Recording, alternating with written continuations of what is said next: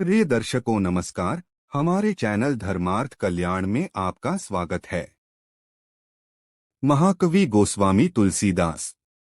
जिस प्रकार से संपूर्ण भारतवर्ष में तुलसी के पौधे को परम श्रद्धा और आदर के साथ सम्मानित किया जाता है, उसी प्रकार से राम भक्त तुलसीदास और उनकी अमर रचना श्री रामचरितमानस को अत्यंत ही श्रद्धा, आदर और प्रेम के साथ सम्मानित किया जाता है। श्री रामचरितमानस के अतिरिक्त तुलसीदास द्वारा रचित सुंदरकांड और हनुमान चालीसा का आज भी घर घर पाठ किया जाता है।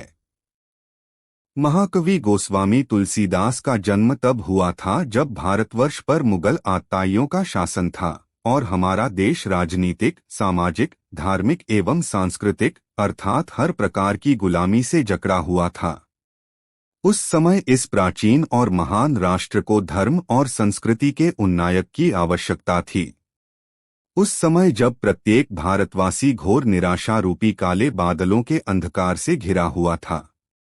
ऐसे समय में विक्रम संवत 1554 में श्रावण मास के शुक्ल पक्ष की सप्तमी के दिन बांदा जिले के राजापुर गांव में सरयुपारी ब्राह्मण आत्माराम दुबे के घर उज्ज्वल नक्षत्र की भांति एक बालक ने जन्म लिया। इसी बालक का नाम आगे चलकर तुलसीदास पड़ा।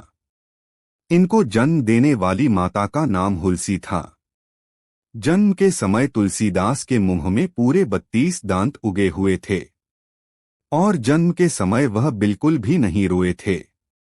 इसके अलावा सामान्य बालकों से बिल्कुल अलग वह अपनी माता के गर्भ में 9 महीने के बजाय पूरे 12 महीने तक रहे थे।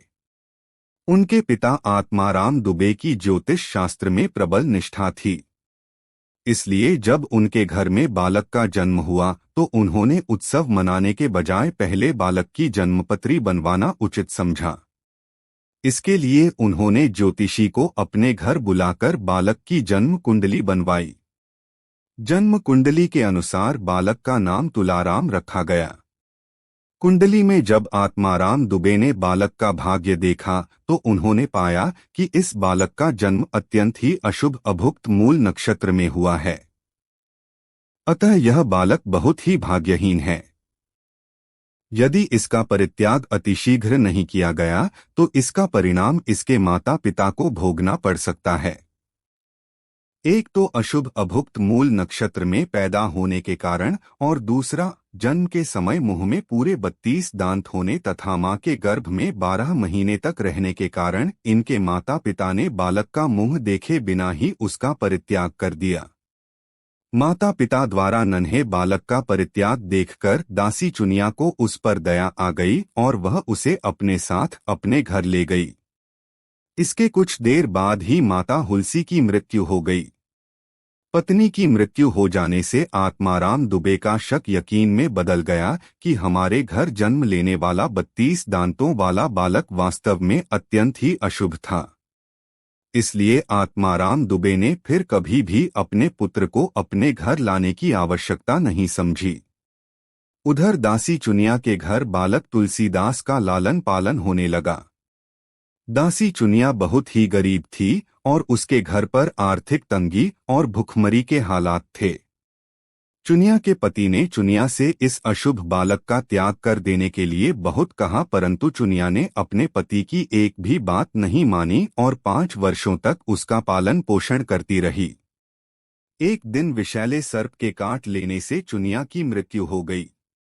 चुनिया की मृत्यु के बाद इस अशुभ बालक को चुनिया के पति ने धक्का देकर घर से भगा दिया।